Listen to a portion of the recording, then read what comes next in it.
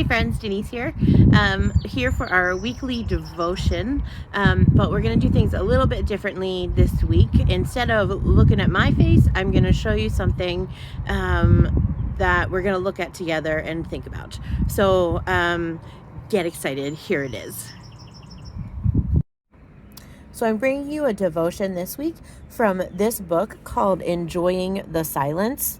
It's a 30-day experiment to listening to God. I have loved this book over the years. As you can see, I've just spilled coffee in it a couple of times. I have loved this book over the years as just like a reminder and an opportunity to just focus on God and listen to silence. And so I'm reading to you a devotion that focuses on 1 Samuel chapter 7, verses 5 to 13. I'm going to sum up the story for you, but I hope that you'll go back and look at it later.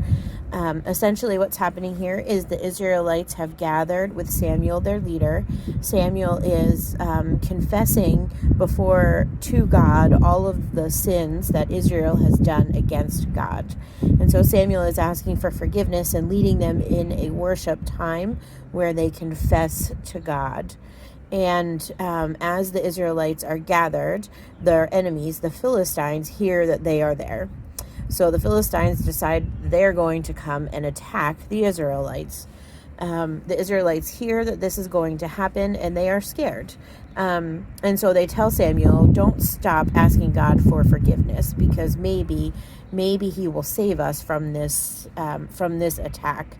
So Samuel continues to offer up sacrifices and pray to God for forgiveness on behalf of the Israelites. So as Samuel is giving up a burnt offering, the Philistines come near to where the Israelites are. And then all of a sudden, they hear a loud thunder. And they get scared. The Philistines get scared and they run away.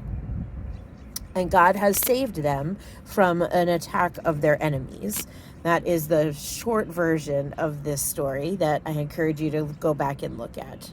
And after the Philistines run away, and it is very clear to Samuel that the Israelites have been saved, he takes a stone and he sets it down and he names it Ebenezer. And he names it Ebenezer, and then he says, "Thus far, the Lord has helped us." So in the Old Testament, the Israelites would sometimes place a large stone or build a monument to mark a place where God had done a good work. These monuments help them remember through the tough times that that there is a God that is faithful and that will help them and take them through. Where Samuel names this spot Ebenezer, it literally means stone of help. And so Samuel places this stone to remember the great work that God has done in the lives of the Israelites. So what I want you to do is I want you to think about moments in your life where you have seen God do a great work. Whether it was for you or with you or someone in your life, what ways have you experienced God's ongoing good work in your life?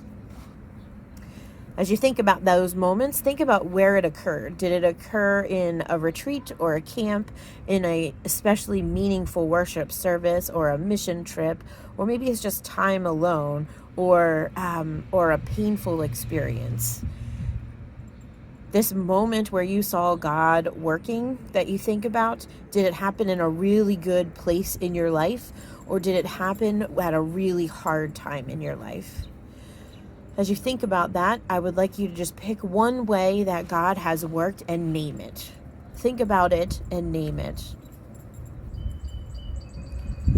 This is your Ebenezer moment, my friends. And so I ask you to consider in that Ebenezer moment what you have learned. In what ways did God help you in that time? In what ways did God move in that time? If there was a plaque that had an inscription on it that said, "This is where God has helped me thus far," what would the inscription say? What time in your life are you pointing to by this monument? So this week, here's what I want you to do. I encourage you to go out to your garden, your yard, your driveway, and find rocks and don't just pile them up and make them look awesome, but just think through your life. Think through the things that you have been through as an individual. Think through things that you have been through as a family or as a team of people. Think about the difficult things and think about how God has brought you through. And then when you think about those things, begin to pile them, begin to stack them as a reminder that God has brought you through all of these things. And then I invite you to just sit and think, to reflect on where God has been in your life and what God has brought you through.